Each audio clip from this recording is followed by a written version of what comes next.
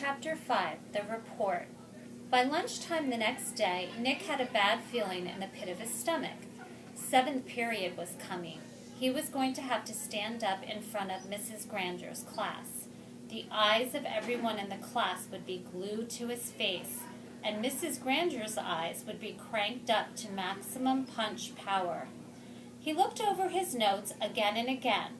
The First English Dictionary, The Growth of the English Language, William Shakespeare, Words from French and German, New Words, Old Words, New Inventions, Anglo-Saxon Words, Latin and Greek Roots, American English. It all became a big jumble in his mind. And his grand plan from the night before? In the harsh, fluorescent light of the school day, it seemed impossible. What is it with the clocks in school? When you're planning to go to the carnival after school, the clocks in every class practically run backward, and the school day lasts for about 3 weeks. But if you have to go to the barber or go shopping for clothes after school, zip! The whole day is over before you can blink. And today, after lunch, periods 5 and 6 went by in 2 ticks. As the 7th period bell rang, Mrs. Granger walked into the classroom, took 4 steps to her desk at the side of the room, flipped open her attendance book, glanced out at the class, and made 2 little check marks. Then, looking up at Nick, she said, "I think we have a little report to begin our class today. Nicholas?" 15 seconds into 7th period, and Nick was on stage. This lady plays for keeps, thought Nick. He gulped, grabbed his crumpled note cards and his book bag, and walked to the front of the room. He stood next to the giant dictionary on its little table, and Mrs. Granger walked to the back of the classroom and sat primly on a tall stool next to the bookcases. She was wearing her blue uniform. Taking a deep breath, Nick began. "Well, the first thing I learned is that the First English Dictionary—" Mrs. Granger interrupted. "Excuse me, Nicholas, but does your report have a title?" Nick looked blankly at her. "A title? No, I didn't make a title. Class, please remember to include a title whenever you prepare an oral or written report. Now, please go on, Nicholas," and she smiled and nodded at him. Nick began again. Looking right at Mrs. Granger, he said, "The dictionary." A couple of kids thought that was funny, but Nick played it straight and just kept talking.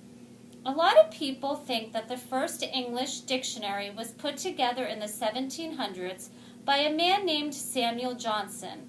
He lived in London, England. He was real smart, and he wrote a lot of books, and he wanted all the other smart people to have a good dictionary to use, so he made one. But there were other dictionaries before his. The thing that was different about Johnson's dictionary was its size, first of all. He had over 43,000 words in it. The class made a bunch of noise at this big number. Woo and wow and stuff like that, and Nick lost his concentration. He glanced up at Mrs. Granger, expecting to see those eyes drilling a hole in him, but they weren't. They were almost friendly, in a teachery kind of way. She shushed the class and said, "Go on, Nicholas. That's a fine beginning." Nick almost smiled, but he saw all the kids staring at him, so he gripped his note cards even tighter and jumped back in. The other thing that Samuel Johnson did that was special was to choose the words he thought were most important, and then give lots of examples showing how the words got used by people. For example, he showed how the word take could be used in 113 different ways. Nick's report went on smoothly for 12 minutes. Nick was surprised at how easy it was to stand there and talk about this stuff. At the end of the first 5 minutes, Mrs. Granger had to stop Nick again to say, "Class, it is not good manners to yawn out loud or to put your heads down on your desks when someone is giving an oral report." No one in the class cared one little bit about the report, except Mrs. Granger. Every time Nick glanced up, she was smiling. and her eyes were not the least bit icy or sharp. She was eating this stuff up, listening and nodding, and every once in a while she would say, "Very good point," or "Yes, that's exactly right."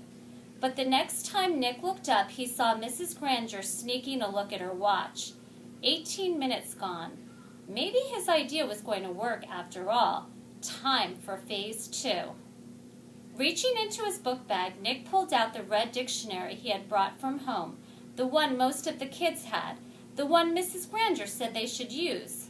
Nick said, "This is the dictionary that I use at home for my vocabulary work, and I opened it up last night to the very front, and right there I found out a lot about how the dictionary was made, right in this book. So I thought some of the ideas would be good as part of my report. It says here, Nicholas?" Nick looked up. Mrs. Granger got off her tall stool, and its wooden legs made a screech on the linoleum. Heads snapped to attention, and the class was alert again. Mrs. Granger smiled, raised her eyebrows, and pointed at her watch. "Nicholas, I think the class should read that at home themselves. Now," John's hand was up in the air, and at Mrs. Granger's nod, he said, "But I don't have that dictionary at home, Mrs. Granger. I have the blue one." And several other kids immediately said, "Me too."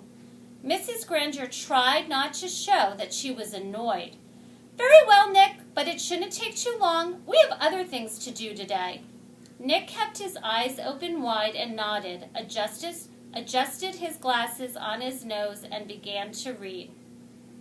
Without question, this modern American dictionary is one of the most surprisingly complex and profound documents ever to be created, for it embodies unparalleled etymological detail reflecting not only superb lexicographic scholarship, but also the dreams and speech and imaginative talents of millions of people over thousands of years.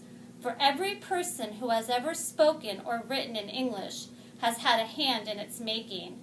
It was a long article, and the kids were bored to death, but no one looked bored at all. Every kid in the room knew now that the period was more than half over, and that Nick's report wasn't just a report. It was one of the greatest time wasters he had ever invented. Mrs. Granger knew it too. She had edged around from the back of the room to the side near the windows. Nick glanced up at her now and then as he read, and each time Mrs. Granger's eyes clicked up to a new power level.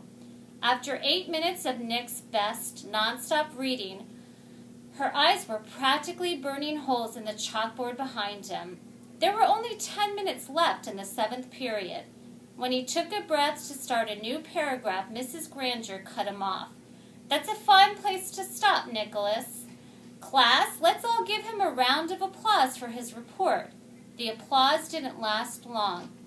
As Nick took his book bag and notes and sat down, Mrs. Granger's eyes went back to almost normal, and she actually smiled at him. "Although your report was a little long," she paused to let that sink in, "it was quite a good one. And isn't it fascinating that English has more different words than any other language used anywhere in the world?" She pointed at her large dictionary. "That one book contains the definitions of more than 450,000 words. Now, wasn't I right, Nicholas? All this will mean so much more since you learned about it on your own." Mrs. Granger was beaming at him. Nick sank lower in his chair. This was worse than writing the report, worse than standing up to give it. He was being treated like the teacher's pet, and he had the feeling she was doing it on purpose. His reputation was in great danger, so we launched another question. He raised his hand, and he didn't even wait for Mrs. Granger to call on him. "Yeah, but I still don't really get the idea of why words all mean different things. Like, who says that dog means the thing that goes woof and wags its tail? Who says so?" And Mrs. Granger took the bait. "Who says dog means dog?" "You do, Nicholas." You and I and everyone in this class and this school and this town and this state and this country, we all agree. If we lived in France, we would all agree that the right word for that hairy, four-legged creature was a different word. Chien. It sounds like chien, but it means what D-O-G means to you and me. And in Germany they say Hund, and so on, all around the globe. But if all of us in this room decided to call that creature something else, and if everyone else did too, then that's what it would be called. And one day it would be written in the dictionary that way. We decide what goes in that book. And she pointed at the giant dictionary, and she looked right at Nick, and she smiled again. Then Mrs. Granger went on. But of course that dictionary was worked on by hundreds of very smart people for many years. So as far as we are concerned, that dictionary is the law. Laws can change, of course, but only if they need to. There may be new words that need to be made, but the ones in that book have been put there for good reasons. Mrs. Granger took a look at the clock. 8 minutes left. Now then, for today, you were to have done the exercises beginning on page 12 in your Words Alive book. Please get out your papers. Sarah, will you read the first sentence? Identify the mistake and then tell us how you corrected it. Mrs. Granger jammed the whole day's work into the last 8 minutes. A blur of verbs and nouns and prepositions. And yes, there was another homework assignment. And Nick didn't try to sidetrack Mrs. G again. He had slowed her down a little bit, but had he stopped her? No way.